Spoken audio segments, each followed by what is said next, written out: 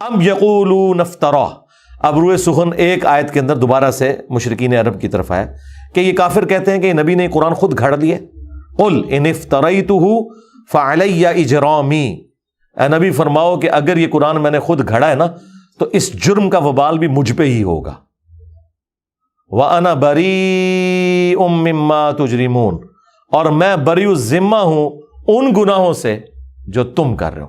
دیکھیں اللہ کا تو سٹائل ہی بات کرنے کا اور ہے. ویسے یہ انتہائی گستاخانہ آیات ہیں قرآن میں اس طرح کی جتنی ہے نا جو ادھر صوفیت کی ڈاکٹرن ہے. اب مجھے بتائیں یہ جواب ہونا چاہیے تھا کہ اے نبی تم فرماؤ کہ اگر میں نے اللہ پہ جھوٹ باندھا ہے تو اس جرم کا وبال بھی مجھ پہ ہی ہوگا. وہ کہیں گے توبہ توبہ کر یار, مطلب نبی کس طرح کہہ سکتا ہے کہ میں جھوٹ بنے ہے. بھائی سمجھانے کے لیے ہر لیول پہ اترنا پڑتا ہے. لوگ کہتے ہیں نا باتیں کہاں سے آ جاتی ہیں, جب گمراہیاں آتی ہیں نا تو باتیں آتی ہیں. جب تم کہو گے نا کہ بابے نے سمندر روکا ہوا ہے تو اللہ تعالیٰ اپنے کسی بندے کے دماغ میں ڈالے گا کہ کوئی بڑے سے بڑا انسان ہو اپنا پیشاب بھی نہیں روک سکتا, کیونکہ یہ سمندر روکنے والی بات جب آئے گی تو یہ بات آئے گی. حضرت ابوبکر صدیق کے دماغ میں یہ بات کہاں سے آئی؟ قرآن و حدیث میں تو کہیں نہیں لکھی تھی کہ جو محمد کی عبادت کرتا تھا جان لے محمد مر چکے. قرآن میں تو نہیں لکھا ہوا تھا یہ, اور نہ کسی صحابی نے حضور کی عبادت کی تھی. یہ اللہ نے ان کے دماغ میں ڈالا کہ یہ کیا ہے. اس کی وجہ یہ ہے کہ جیزس کرائسٹ کو لوگوں نے خدا بنایا, کہیں محمد رسول اللہ دوسرے جیزس کرائسٹ نہ بن جائے. حضور کی بات یقیناً انہیں یاد آئی ہوگی کہ دیکھنا میری شان بلند نہ کرنا, جس طرح عیسیٰ ابن مریم کو لوگوں نے بڑھا دیا تھا. میں اللہ کا بندہ اور اس کا رسول ہوں. اسی کو ایلبریٹ کر دیا حضرت ابوبکر صدیق نے انتہائی گستاخانہ خطبے میں, انورٹڈ کاماز کے اندر, ان کی نظر میں. وہ ہمارے استاد مولانا ساق صاحب کہتے تھے نا, او پائی جدو توحید بیان کریں گے تو آٹومیٹیکلی گستاخی ہو جائے گی. کیوں؟ تم نے توحید کو گستاخی سمجھا ہوا ہے, تمہاری نظر میں تو آٹومیٹیکلی گستاخی ہو جائے گی نا. تو یہ گستاخی تو ہونی ہے, کیونکہ توحید کا تو مطلب ہی ہے کہ اختیار اللہ کے پاس ہے, مخلوق کچھ نہیں کر سکتی. پھر عجیب و غریب نا انہوں نے نا وہ مت اور عجیب و غریب واقعات مشہور کیے ہیں لوگوں کے جذبات کے ساتھ کھیلنے کے لیے. وہ جی ایک بار وہابی دا تے سنی دا مناظرہ ہو گیا, حضور دی ذات ہوتے وہابی پوری رات جو ہے وہ ایسی آیتیں ڈھونڈتا رہا جس میں حضور کی تنقیص تھی, اور جو سنی جو ہے وہ نبی الاسلام کی شان ڈھونڈتا رہا. تو صبح جناب مناظرے میں جب دونوں اکٹھے ہوئے انہیں پوچھا, ہاں تو راتی کے کردہ رہے؟ سرکار میرے سامنے گلا کرو میں تھن پنا تھوڑے بابیاں دا بابا آ گیا دنیا تے ہن. ٹھیک ہے, میں انہوں دساں کہ میں ابوبکر صدیق دا خطبہ ڈھونڈتا رہا تے منوں پتہ لگے کہ میں ابوبکر آر نبی نو مننا وا یا ابو جہل آر مننا. تو دس ابو جہل تو کینوں ڈھونڈتا رہا قرآن چو کے کڈدا رہا, اور نبی کی شانیں جو تم قرآن سے نکال رہے ہو ان شانوں سے کس کو انکار ہے؟ کیا نبی کی شان کا مطلب یہ ہے کہ نبی خدا کا بیٹا بن جائے گا؟ عیسیٰ ابن مریم جیسی شان قرآن میں کسی کی نہیں آئی ہے, کسی پیغمبر کی نہیں. لیکن اللہ نے کہا کہ اگر اللہ ارادہ کرے عیسیٰ کو, ان کی ماں کو, سب کو ہلاک کر دے, اللہ کا کوئی کیا بگاڑ لے گا؟ عیسیٰ اور ان کی ماں روٹی کھانے کے محتاج تھے, وہ نہ تو کسی کے نفع کے مالک تھے نہ کسی کے نقصان کے. یہ اس شخص کے بارے میں آ رہا ہے جس کو کہا اللہ نے وجیہن فی الدنیا والآخرہ ومن المقربین, اور معجزات ایسے جو کسی پیغمبر کو نہیں دیے گئے.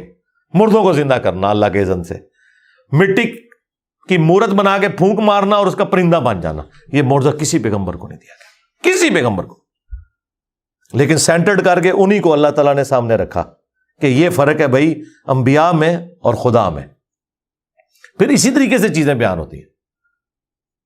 وہ جی پھر مناظرے سے پہلے جب پوچھا تو وابی نے کہا ہاں جی میں تو یہی آیتاں لبدا رہا. تو انہوں نے کہا بس دیکھ لے کون نبی دی شان ڈھونڈتا ہے تو کون تنقیص ڈھونڈتا ہے. اگر کسی کا یہ عقیدہ ہے کہ توحید بیان کرنے سے نبی کی تنقیص ہوتی ہے تو یہ بلیم وہ کسے دے رہا ہے؟ اللہ کو. انہوں نے انبیاء کو منی گاڈ مانا ہوا ہے اور اولیاء کو منی رسول مانا ہوا ہے. یہ میرا ایک جملہ ہزاروں کتابوں پہ بھاری ہے.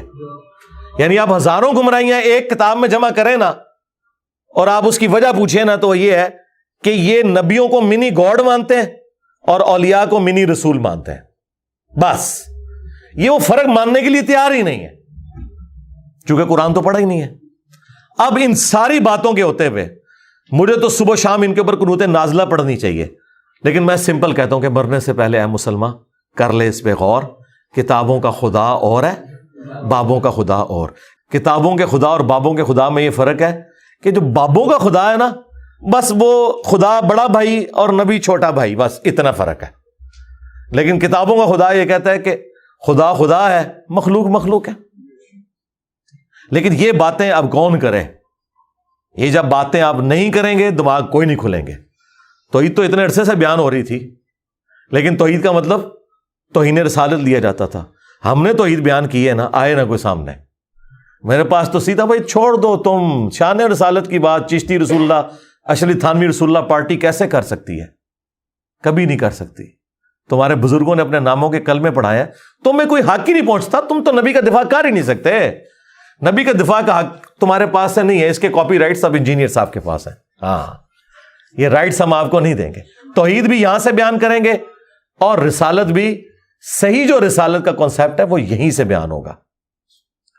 تو اے نبی تم فرماؤ، اگر میں نے اللہ کے اوپر جھوٹ باندھا ہے، قرآن یعنی میں نے خود گھڑ لیا، تو اس جرم کا وبال بھی مجھ پہ ہوگا، اور میں بری ہوں اس جرم سے جو تم کر رہے ہو. اور یہ دوسری بات درست ہے اس حوالے سے کہ میں نے تو کوئی قرآن نہیں گھڑا، لیکن چونکہ تم نے قرآن کا انکار کیا لہذا تم اس جرم کے اندر شریک ہو کہ تم نے وقت کے پیغمبر کا انکار کیا ہے. دیکھیں جی، قرآن حکیم اپنے عقائد اور نظریات کے اندر بالکل ایک ننگی تلوار ہے، زیرو ٹالرنس ہے.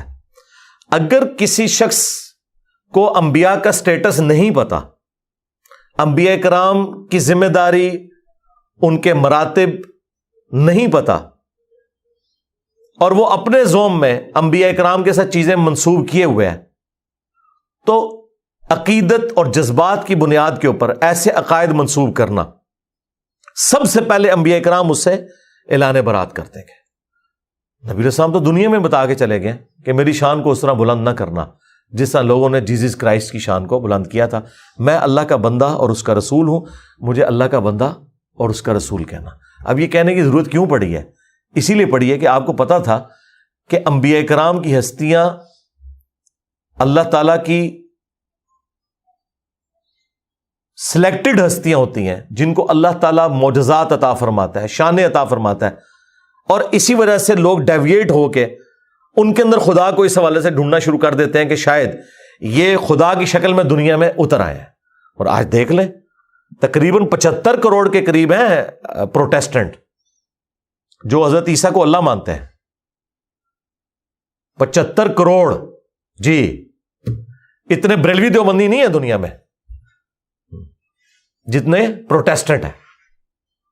اور اللہ کیا کہہ رہا ہے؟ لقد کفر الذین قالوا ان اللہ هو المسیح ابن مریم. بے شک وہ لوگ کفر کر رہے ہیں جو یہ کہہ رہے ہیں کہ اللہ ہی عیسیٰ ابن مریم ہے. قل فمن یملک من اللہ شیئا، اے نبی ان سے فرماؤ کہ اللہ کا کوئی کیا بگاڑ لے گا. ان اراد ان یہلک المسیح، کہ اگر اللہ تعالی ہلاک کر دے مسیح کو اور ان کی ماں کو اور جتنے زمین میں، سارے بزرگ بابے جتنے زمین میں ہیں سب، اگر ان کو اللہ ہلاک کر دے، وصال شریف نہیں، ہلاک، یہ غصے کا اظہار ہے تاکہ فرق پتہ چلے. یعنی اگر آپ یہ دیکھیں یہ ووکیبلری کا جو استعمال ہے یہ اسی لیے تاکہ آپ کے دماغ کھولے جائیں. اور یہ اللہ کہہ سکتا ہے، بندے نہیں کہہ سکتے. سرکار اللہ نے کسے کہا ہے؟ فرشتوں کو کہا یا ہمیں کہا ہے؟ ہمیں کیوں کہا ہے؟ کہ ہم نے اسی طریقے سے آگے بات کرنی ہے. نبی کو کہا گیا قل فمن یملک من اللہ شیئا، اے نبی ان سے کہیں جب کوئی بھی عیسیٰ ابن مریم کے بارے میں یہ بات کرے تو ان سے کہو کہ اللہ کا کوئی کیا بگاڑ لے گا. تو یہ پوری امت کے لیے. اور حضرت ابوبکر صدیق نے تو ہمارا مسئلہ ہی آسان کر دیا. 8 جگہ حدیث آئی ہے بخاری میں اور 4 جگہ تفصیلی. من کان یعبد محمدا فان محمدا قد مات. دیکھو جو بھی تم میں محمد کی عبادت کرتا تھا جان لے کہ وہ مر چکے. اللہ اکبر. وصال شریف نہیں، شہید شریف نہیں، وفات شریف نہیں، فإن محمدًا قد مات. ومن يعبد اللہ، اور جو کوئی اللہ کی عبادت کرتا تھا وہ جان لے فإن اللہ حی لا يموت، کہ بے شک اللہ تعالیٰ زندہ ہے، اسے کبھی موت نہیں آئے گی. تو یہ بات یاد رکھیں، یہ بڑا سینسٹیو ایشو ہے. اور یہ انبیاء کرام کی جو دعوت سینٹرڈ اراؤنڈ توحید ہوتی ہے وہ اسی وجہ سے ہے کہ انہیں پتہ ہے کہ اللہ کا کیا سٹیٹس ہے اور بندوں کا کیا سٹیٹس ہے. اگر خدا کا تعارف کسی کو ہے نا وہ جرت نہیں کر سکتا. مجھے بتائیں ایک عام انسان جس میں تھوڑا سا ایمان ہے, کیا وہ اپنی عبادت کروا سکتا ہے؟ کیا وہ اپنے سامنے کسی کو جھکا سکتا ہے؟ کیا وہ یہ دعویٰ کر سکتا ہے کہ سارے بزرگوں کی گردنوں پہ میرا پاؤں ہے؟ ہاں, تو یہ قصیدہ غوثیہ میں پڑھتے ہیں, گولڈا شریف ہر جمعے کو پڑھا جاتا ہے, لوگ کھڑے ہو کے شوق سے پڑھتے ہیں, سبحان اللہ بھی کہتے ہیں سننے والے. اور دوسری طرف یہ کہتے ہیں کہ جی اللہ کا جتنا کوئی بڑا بندہ ہوتا ہے اس میں اتنی عاجزی پائی جاتی ہے. میں نے تو پلانٹ ارتھ پہ اتنا تکبر نہیں دیکھا کہ کوئی شخص یہ کلیم کرے کہ تمام اولیاء کی گردن پہ میرا پاؤں ہے. کتنا بڑا جملہ ہے یہ. تو حضرت ابوبکر, عمر, عثمان و علی نے کبھی صحابہ کے بارے میں نہیں بولا. تو یہ کہتے ہیں کہ عبد القادر جیلانی نے فرمایا. ہم کہتے ہیں اگر انہوں نے کہا ہے تو وہ قرآن و سنت کے تو بالکل خلاف ہے, اور اگر انہوں نے نہیں کہا تو بری ہیں. نہ ہم ان کی طرف سے جھوٹا دفاع کرتے ہیں کہ انہوں نے نہیں کہا ہوگا. پہلے ہم کسی زمانے میں کرتے تھے, اب مجھے کسی سے کوئی ہمدردی نہیں. سیدھی سی بات ہے, اللہ سے ڈر لگتا ہے کہیں ان میں سے کسی نے کام ڈالا ہو تو اللہ تعالیٰ منو کہ تو ادھر بڑھ گیا سا, تنو کیڑی چیز مجبور کرتی سی. دیکھیں ہمیں جو چیز مجبور کرتی ہے نا دفاع کرنے پہ, وہ ان ہستیوں کا دفاع ہے جن کے پیچھے قرآن و سنت کھڑے میں, یعنی صحابہ اہل بیت, انبیاء کرام. ان کے بعد ہمیں نہیں پتا کہ کس نے کام ڈالا ہے اور کس نے واقعی دین کی خدمت کی ہے. ٹھیک ہے, کیونکہ کئی لوگ جن کو ہم اچھا سمجھتے تھے, ہمیں اتھینٹک نالج سے پتا چلا کہ انہوں نے بھی کام ڈالا ہے. یعنی یہ جو پچھلے 100 سال کے اندر ہے ان کی تو قلم کی سیاہی بھی نہیں ابھی خشک ہوئی بھی ہے. تو بات یہ کہ اللہ سے ڈر جائیں, قرآن و سنت پہ آ جائیں. وہ غامدی صاحب سے کسی نے پوچھا نا کہ جی وہ قرآن میں تو لکھا ہے تو وہ فلاں بزرگ یہ کہہ گئے. انہوں نے کہا جی اللہ تعالیٰ مجھ سے یہ نہیں پوچھے گا کہ فلاں بزرگ یہ کہہ کے گئے تھے تو نے کیوں نہیں مانا. اللہ مجھ سے یہ پوچھے گا کہ قرآن میں یہ لکھا ہوا تھا, جو قرآن تیرے پاس آیا تھا تو نے اس کو مانا تھا کہ نہیں. اب مجھے بتائیں میرے پاس قرآن آیا تو میں یہ کہوں گا کہ فلاں نے یہ کہا ہوا ہے, میں تو اس کا پابند ہوں. جب اللہ میرے پاس آیا ہوا ہے, قرآن آنے کا مطلب ہے اللہ آ گیا, سنت آنے کا مطلب یہ ہے کہ نبی علیہ السلام خود آئے ہیں میرے پاس. ان کے ہوتے ہوئے میں نے کسی بزرگ کے قول کے ساتھ مجھے کوئی ہمدردی ہے, یا میں نے مطلب ان کی بزرگی بچانے کی خاطر ان کے باطل عقائد و نظریات کا کوئی دفاع کرنا ہے, نہیں. اصل چیز میں نے اس رکوع کے اوپر اتنا ٹائم اس لیے لگایا کہ تاکہ آپ کو پتا چلے کہ انبیاء کرام کے بارے میں عقیدہ کیا ہونا چاہیے. سورۃ الانبیاء پڑھیں, بندہ حیران ہو جاتا ہے. وہ سورت کا نام ہے انبیاء. عام بندوں سے پوچھیں جنہوں نے نہیں پڑھی, وہ کہیں گے جو نبیوں دی شانہ بیان ہوئی ہیں. حالانکہ انبیاء جو سورۃ الانبیاء ہے اس میں اللہ تعالیٰ نے بتایا کہ انبیاء کا سٹیٹس کیا ہے, انہوں نے کیا کام کیا, اور نبی میں اور اللہ میں فرق کیا ہے. پورے قرآن میں جو انبیاء کرام کے حوالے سے چیزیں ڈسکس ہوئی ہیں وہ یہی ہوئی ہیں کہ یہ اللہ کے اتنے برگزیدہ بندے تھے کہ یہ اللہ کی طرف اورینٹڈ ہوتے تھے, ہر معاملہ اللہ کے سپرد کرتے تھے, اللہ سے مانگتے تھے, اسی سے دعائیں کرتے تھے, اسی سے اپنے عقیدے وابستہ رکھتے تھے. یا یہ بیان ہوا ہے کہ جو انبیاء کے بارے میں ایسا عقیدہ رکھتے ہو, ایسا عقیدہ ان کے بارے میں نہیں رکھ سکتے. انبیاء کرام جو ہیں وہ اللہ تبارک و تعالیٰ کی توحید کے معاملے میں کوئی کمپیریزن ہی نہیں ہے, وہ مخلوق ہیں, وہ خالق ہے. یہ دو چیزیں بیان ہوئی ہیں. اس لیے میں نے پچھلے دنوں ایک تفصیلی ویڈیو ریکارڈ کروا دی ہے, شیطانی توحید, شیطانی بابوں کا فتنہ. یہ شیطانی توحید ہے جس میں آپ انبیاء کرام کو, اولیاء کو اللہ کے مقابلے پر لے آتے ہیں. اور رحمانی توحید یہ ہے کہ انبیاء اور اولیاء بھی اللہ سے مانگتے تھے, تم نے بھی اللہ ہی سے مانگنا ہے. ہاں انبیاء اور اولیاء ان کی جو شانیں ہیں وہ اسی وجہ سے ہیں کہ وہ گاڈ اورینٹڈ تھے, نہ کہ اس وجہ سے کہ انہوں نے خود کوئی ایسا کیا ہے. نہیں, وہ گاڈ اورینٹڈ تھے, اللہ نے انہیں انعام دیا. اور انبیاء تو ویسے ہی مخلص بندے ہیں, نبی تو کوئی بندہ محنت سے بھی نہیں مان سکتا. وہ اللہ تعالیٰ نے جسے عطا فرما دیا وہ اللہ تعالیٰ کے مخلص بندے ہیں, ان کے برابر تو کوئی بھی نہیں پہنچ سکتا. لیکن یہ ساری تعریفیں کرنے کے بعد ان ہستیوں کو اونچا نہیں کرنا ہوتا, خدا اورینٹڈ ہونا ہے. ہم عام مسلمان ہیں نا. اب مجھے بتائیں, اللہ کے فضل سے میں نے جو سٹیٹس اویل کیا ہے اس دعوت کے عوض ختم نبوت کی برکت سے, اس طرح کا سٹیٹس انسانی ہسٹری میں بڑے کم لوگوں نے اویل کیا ہوگا. لیکن مجھ سے اگر کوئی آ کے پوچھے, میرے سامنے کوئی جھکنے کی کوشش کرے, میرے پاؤں کو ہاتھ لگانے کی کوشش کرے, تو میں فوراً ڈر جاتا ہوں کہ یار یہ خدا کیا سوچے گا میرے بارے میں, مجھے آخرت کی.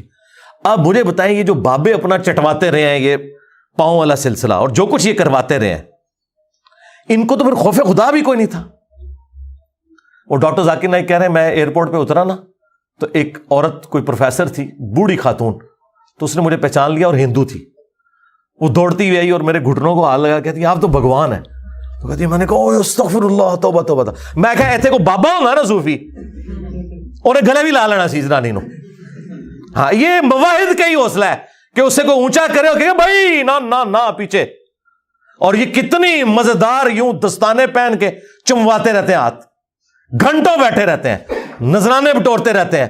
جو ان کے سامنے اونچا ہاتھ باندھ کے لوگ کھڑے ہوتے ہیں جس طرح خدا کے سامنے کھڑے ہوئے ہیں, اس طرح ان کو تو مر جانا چاہیے. میں کہتا ہوں زمین پھٹے یہ اندر چلے جائیں. ان کو توحید کی ہوا بھی نہیں لگی ہوئی ہے. یہ کوئی بزرگ نہیں ہے جن کے آپ روب بیان کرتے رہے. یہ شیطان کے ایجنٹ ہیں دنیا میں, یہ طاغوت ہے. خدا کے نمائندے دنیا میں وہ ہیں کہ ذرا سی کوئی ایسی بات ہونے لگے وہ پیچھے ہٹ جاتے ہیں. اوہ توبہ توبہ. ایک صحابی مسند احمد میں حدیث ہے, حضور کو کہہ رہے ہیں یا رسول اللہ ما شاء اللہ و شئت, جو اللہ چاہے اور جو آپ چاہیں. یار صحابی نے تو کبھی شرک کا سوچا بھی نہیں. حضور کیا کہہ رہے ہیں, اجعلتنی للہ ندا, تو نے مجھے اللہ کے مقابلے پہ کھڑا کر دیا. بل قل ما شاء اللہ وحدہ, بلکہ کہے جو اکیلا چاہے. اس کے اوپر نبی علیہ السلام کو جواب بڑے اچھے طریقے سے دیا جا سکتا تھا. آج کا اگر کوئی بریلوی ہوتا کہ یا رسول اللہ آپ اللہ کے بندے ہیں, وہ اللہ. میرا کہنے کا مطلب یہی تھا کہ جو اللہ چاہے اس کے بعد جو آپ چاہیں, کوئی دوسری بات ہی نہیں بھائی. حضور کو پتا تھا, کیونکہ نبی علیہ السلام کو اللہ کا خوف تھا. جسے اللہ کا خوف ہوتا ہے نا, جو گاڈ اورینٹڈ ہوتا ہے, اس سے پتہ ہی معاملہ کتنا سینسٹیو ہے. اللہ تعالیٰ کس قسم کی توحید چاہتا ہے اپنے بندوں سے. جن لوگوں کو توحید کا تعارف نہیں ہے نا, وہ آپ کو یہ سارے کرتب کرتے ہوئے نظر آئیں گے اور اتنے بڑے بڑے دعوے کرتے ہوئے نظر آئیں گے. دعویٰ جس نے کر دیا نا کہ میں کر لواں گا, ٹھیک ہے, ہاں یہ آپ دعویٰ کر سکتے ہیں کہ انشاءاللہ میری اتنی پریکٹس ہے کہ میں سینچری مار لوں گا, یہ آپ کر سکتے ہیں. خدا سے متعلق کوئی دعویٰ کہ آخرت کسی کی آپ سنوار سکتے ہیں, یہ دعویٰ کرنا شرک ہے. ہاں دنیا میں آپ دعویٰ کر سکتے ہیں, کوئی بھی بندہ کہہ سکتا ہے کہ میں نے اتنی محنت کی ہے کہ میں پرائم منسٹر بن جاؤں گا, تیرا حق ہے تو کہہ. لیکن تو خدا سے متعلق چیز کوئی بیان کرتا ہے کہ میں مریض جنت میں لے جاؤں گا, توبہ توبہ توبہ, ڈر جا. تجھے تو اپنی آخرت نہیں پتا تیرے ساتھ کیا ہونے والا ہے. تو یہ دعوے صرف وہ لوگ کرتے ہیں یا وہ شیطان کے ایجنٹ ہیں دنیا میں, یا جاہل مطلق ہیں, پاگل, مینٹل, مجنون, کلندر, جو مرضی بھی لفظ کر دو, ورنہ جس میں تھوڑی سی عقل ہے وہ اللہ سے ڈرتا ہے, وہ کبھی سوچ بھی نہیں سکتا. سورۃ الاعراف کی آیت نمبر 188, جو میں کہتا ہوں قرآن کی سب سے سخت آیت ہے عقیدہ توحید کے حوالے سے. اور یہ آیت اگر آپ چوک میں اعلیٰ حضرت کا ترجمہ پڑھ کے بھی سنا دینا تو آپ کے اوپر 295 سی انہوں نے لگا دینی ہے. قل لا املک لنفسی نفعا ولا ضرا, وہی بات اے نبی تم خود فرما دو اپنی مبارک زبان سے کہ میں تو اپنی جان کے لیے بھی کسی نفع و نقصان کا مالک نہیں ہوں, باقی تو شاید چھڑ دو. الا ما شاء اللہ, ہاں جو اللہ میرے لیے فیصلہ کرے, اس نے فیصلہ کرنا ہے کہ مجھے کون سی نفع مند چیز پہنچے گی اور کون سی نقصان والی. اچھا بعض جاہل مولویوں نے نا الا ما شاء اللہ کو اس طرح ریلیٹ کیا کہ ہاں جو اللہ چاہتا ہے نا اتنا میں نفع نقصان کا مالک ہے ہوں. اندازہ کریں, وہ بھی جھوٹ نکلا. یہ تو حضور اپنی بات کر رہے ہیں, آپ کے نفع نقصان کی تو بات پھر بھی نہیں ہو رہی. میں اپنی جان کے لیے بھی کسی نفع نقصان کا مالک نہیں مگر جو اللہ چاہے. تو یہ انہوں نے جو دھوکہ دیا وہ اسی آیت میں پکڑا گیا. اگلی بات اللہ نے اور کھول کے بیان کر دی تاکہ موٹے دماغ والوں کو بھی سمجھ آ جائے. وَلَوْ كُنْتُ أَعْلَمُ الْغَيْبِ, اگر میں خود سے غیب کو جان لیتا, لَاسْتَكْثَرْتُ مِنَ الْخَيْرِ, تو میں خیر کثیر جمع کر لیتا. ہاں وہ غیب تو ہم مانتے ہیں جو اللہ تعالیٰ وحی کے ذریعے بتاتا ہے, جو وہ نہ مانے وہ تو کافر ہے, وہ تو نبی کی شان ہے. وَمَا كَانَ اللَّهُ لِيُطْلِعَكُمْ عَلَى الْغَيْبِ وَلَكِنَّ اللَّهَ يَجْتَبِي مِن رُّسُلِهِ مَن يَشَاءُ. اللہ کی یہ شان نہیں کہ ہر ایک کو غیب پر اطلاع دے, وہ اپنے پیغمبروں میں سے جسے چاہتا ہے چن لیتا ہے, اور تمہارا کام ہے اللہ اور اس کے پیغمبروں کے اوپر ایمان لے کر آؤ. لیکن اگر نبی علیہ السلام خود سے غیب جان لیتے کہ مستقبل میں کیا ہونے والا ہے, تو اے نبی تم فرما دو میں خیر کثیر جمع کر لیتا. ظاہر ہے جب آپ کو مستقبل کا حال پتہ چل جائے, آج کے دور میں سمجھنے کے لیے کہ ڈالر کی قیمت یا گولڈ کی اوپر جانے والی ہے, آپ دیکھیں اس ایک سال میں ڈبل ہو گیا گولڈ. یہ مجھے اس لیے پتا ہے کہ مجھے اس دفعہ ڈبل زکات نکالنی پڑی ہے اسی گولڈ کی, جو گولڈ اتنا ہی پڑا ہوا ہے, زکات ڈبل دینی پڑی ہے. کیوں؟ قیمت اوپر چلی گئی. تو اگر یہ بات اس وقت لوگوں کو پتا ہوتی تو لوگوں نے اپنے پلاٹ بھی بیچ کے نا گولڈ لے کے رکھ لینا تھا. پلاٹ سے اترے اوپر نہیں گئے جتنا گولڈ گیا. وما مسنی السوء، خیر کثیر بھی جمع کر لیتا اور کبھی مجھے کوئی تکلیف نہ پہنچتی. یقیناً اگر کسی شخص کو یہ پتا چل جائے کہ آج اتنے بجے اگر یہ روڈ کراس کرے گا تو ایک ٹریلے کے نیچے آ کے مارا جائے گا، وہ اس دن نہیں پوری زندگی اس روڈ کو کبھی کراس نہیں کرے گا، دوسرے راستے سے جائے گا. لیکن ایسا نہیں ہوگا، کبھی بھی نہیں ہوگا. اللہ تعالیٰ نے اس طرح کا کبھی کسی کو اختیار دیا ہی نہیں ہے. جو دیا وہ غیبی خبر کے طور پر دیا اور وہ ٹال نہ کوئی سکا، وہ ویسے ہی ہوا. جیسے صحیح مسلم میں حدیث ہے، حضرت عمر کہتے ہیں نبی الاسلام نے غزوہ بدر سے ایک دن پہلے زمین پہ لکیریں کھینچی، کل یہاں ابو جہل کی لاش ہوگی، یہاں عتبہ کی، یہاں شیبہ کی، اور اللہ کی قسم انہی جگہوں پہ اگلے دن وہ لاشیں پڑی ہوئی تھیں. یہ حضور کو اللہ تعالیٰ نے غیبی خبر دی، وہ ٹال نہیں سکتی تھی کبھی بھی. تو اے نبی تم فرما دو کہ اگر میں خود سے غیب جان لیتا تو میں خیر کثیر جمع کر لیتا اور نہ مجھے کوئی تکلیف پہنچتی. ان انا الا نذیر و بشیر، میں تو نہیں ہوں مگر ڈر سنانے والا اور خوشخبری سنانے والا. لقوم یؤمنون، ان کے لیے جو بات ماننا چاہیں، ایمان لانا چاہیں. میرا سٹیٹس پیغمبروں والا ہے، میں کسی کے نفع نقصان کا مالک نہیں ہوں. اور نفع نقصان میں وہ ساری چیزیں ہیں، آکسیجن، کھانا پینا، ٹوائلٹ یعنی پیشاب، نیند، یہ تمام چیزیں. اگر رسول اللہ کا یہ سٹیٹس ہے سرکار، تو بابے تو شاہ ہی کوئی نہیں. ہاں، کیونکہ میرے نبی سا ہے ہی کوئی نہیں، تیرے بابے تھے شاہ ہی کوئی نہیں. اس لیے میں کھول کھول کر چیزیں بیان کرتا ہوں تاکہ کسی موٹے دماغ میں بھی کوئی کہیں کو کیڑا گھسا ہوا ہے نا، کسی شیطان نے گھسایا ہوا ہے، تو اسے سمجھ آ جائے. قرآن اور احادیث اپنی تعلیمات کے اندر اتنے واضح ہیں کہ اس میں شیطان کا کوئی دخل نہیں ہے. یہ مولوی ہیں جو آپ کو آیات اور احادیث نہیں بتاتے بلکہ اپنے بزرگوں کی تعلیمات بتاتے ہیں، جس کی وجہ سے آپ ڈی ٹریک ہو جاتے ہیں. اور پھر جب ہم آپ کو سمجھاتے ہیں تو ان کی چیخیں نکلتی ہیں، کیونکہ انہیں پتہ چل جاتا ہے کہ آپ انجینئر صاحب جو بتا رہے ہیں نا، تو سب سے پہلے تو آ کے ہمارے گاٹے ہماری عوام نے فٹ ہونا ہے کہ جناب تسی کے سانو قرآن حدیث پڑھا دے رہے. حضور کے لیے سب سے سینسٹیو ایشو ہے ہی توحید تھا، اس لیے آپ نے آخری وقت کے اندر توحید کے اوپر ہی بات کی ہے. بخاری مسلم دونوں میں حدیث ہے، اما عائشہ سلام اللہ علیہا کہتی ہیں کہ نبی علیہ السلام کے آخری دن بیماری کے چل رہے تھے، آپ تکلیف کی وجہ سے بار بار اپنی چادر اپنے چہرے مبارک سے ہٹاتے، پاس ایک پانی کا برتن تھا، اس سے ہاتھ گیلا کر کے بخار کو ٹھنڈا کرنے کی کوشش کرتے، اور بار بار یہ کہتے لعن اللہ الیہود والنصارى اتخذوا قبور انبیائہم مساجدا، اللہ کی لعنت ہو یہود و نصارہ کے اوپر، انہوں نے اپنے نبیوں کی قبروں کو سجدہ گاہ بنا لیا تھا. آخری وقت کیا بات ہو رہی ہے کہ نبیوں کو اللہ کے مقابلے پہ کھڑا نہ کر لیا جائے. اور اما عائشہ کہتی ہیں رسول اللہ ہمیں ڈرا رہے تھے، اور اگر یہ خدشہ نہ ہوتا کہ لوگ رسول اللہ کی قبر پہ سجدے شروع کر دیں گے تو میں حضور کی بیوی ان کی قبر مبارک کو لوگوں کی زیارت کے لیے اوپن چھوڑ دیتی، یعنی حجرے کی دیوار گرا دی جاتی، جو چاہے جس وقت چاہے قبر رسول پہ حاضر ہو. حجرے کی دیوار نہیں اما عائشہ نے گرائی، آج تک نہیں گری اللہ کے فضل سے. آج بھی وہ خیر اب تو بہت پیچھے جا چکی ہے، اب جالیاں اس کے آگے. اما عائشہ کو تو کسی نے نہیں کہا کہ حضور نے کہا تھا مجھے تو تم سے شرک کا خدشہ ہی نہیں ہے، تو آپ آخری وقت میں اس کو شرک سے کیوں ریلیٹ کر رہی ہیں؟ اس زمانے میں کہانیاں نہیں ہوتی تھی. وہ آپ میری ویڈیو دیکھیں، مجھے تم سے شرک کا خوف نہیں. وہ حضور نے اسپیسیفکلی صحابہ کرام کے بارے میں کہا تھا، اور صحابہ کے پیٹرن پہ صرف ایک جماعت قیامت تک شرک سے محفوظ رہے گی، یہ میں مانتا ہوں. ایک جماعت، جس طرح کہ بنی اسرائیل پوری کی پوری گمراہ ہو گئی، یہ امت پوری گمراہ نہیں ہوگی. اس لیے حضور نے کہا تھا مجھے اپنی امت سے شرک کا خوف نہیں کہ یہ ساری مشرک ہو جائے. باقی وہ ویڈیو آپ دیکھ لیں. حضور تو صحیح بخاری میں ہے، حضرت عمر کہتے ہیں میں نے ممبر پہ حضور سے خود سنا ہے کہ دیکھنا میری شان کو اس طرح بلند نہ کرنا جس طرح نصارہ نے اپنے پیغمبر کو بڑھا دیا تھا، عیسیٰ ابن مریم کو. میں اللہ کا بندہ اور اس کا رسول ہوں، مجھے اللہ کا بندہ اور اس کا رسول ہی کہنا.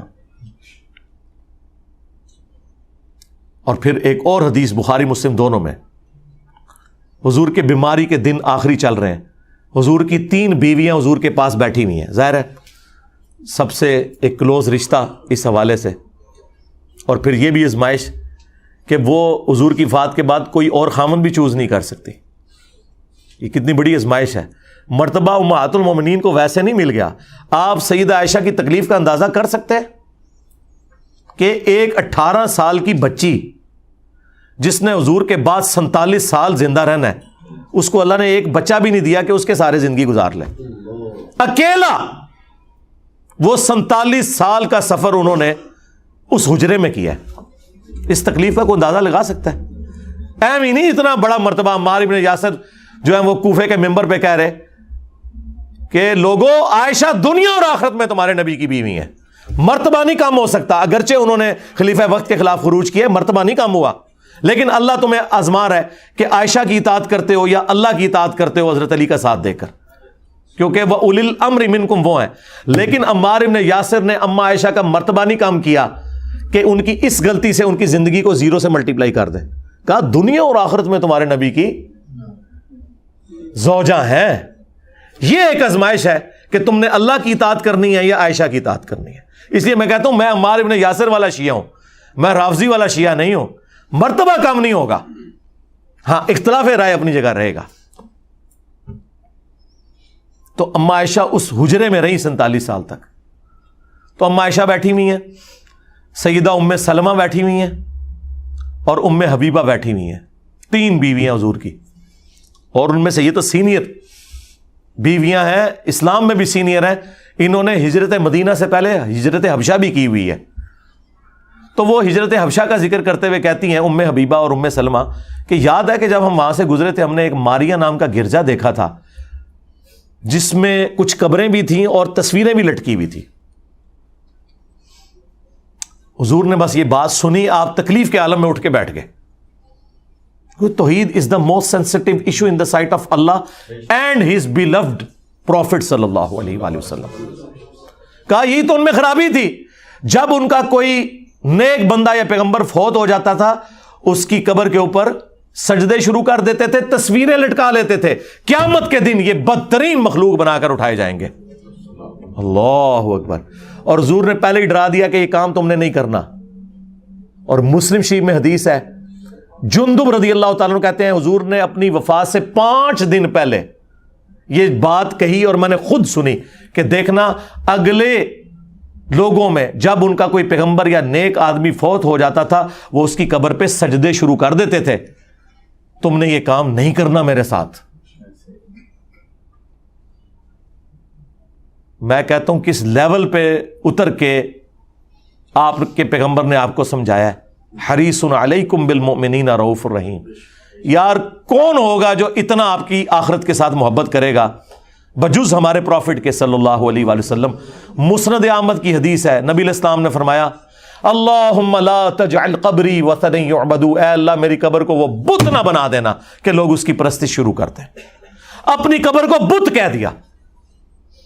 وہ قبر جو ہمیں ہمارے ماں باپ اولاد سب لوگوں سے بڑھ کر عزیز ہے، جس قبر کی حاضری اس پلانٹ ارتھ کی سب سے بڑی نفلی عبادت ہے، اس قبر کو بھی کہہ دیا کہ یہ بت ہوگا اگر اللہ کے مقابلے پر اس پہ بھی سجدے شروع ہو جائیں گے. اور تواڈے بابے دے مزار تے شاہی کوئی نہیں، لے جاؤ تم بابے اپنے. جس قبر کی عظمت تھی اس کا سٹیٹس کلیئر کر دیا ہے، اللہ میری قبر کو بت نہ بننے دینا کہ لوگ پوجا کریں. نبی کا تو کوئی قصور نہیں، لیکن حضور خود اپنی قبر کے بارے میں کہہ رہے ہیں کہ اسے بت نہ بنانا. ابو داؤد میں حدیث ہے میری قبر پہ میلہ نہ لگانا. تم دنیا کے کسی بھی حصے میں درود پڑھو گے اللہ تمہارا درود مجھ تک پہنچا دے گا. اللہم صلی علی محمد وعلی آل محمد. درود کے لیے بھی میلہ نہیں لگانا، تمہارا درود میرے تک پہنچ جائے گا. سلام عرض کرو اور نکل جاؤ آگے، میلہ نہ لگانا.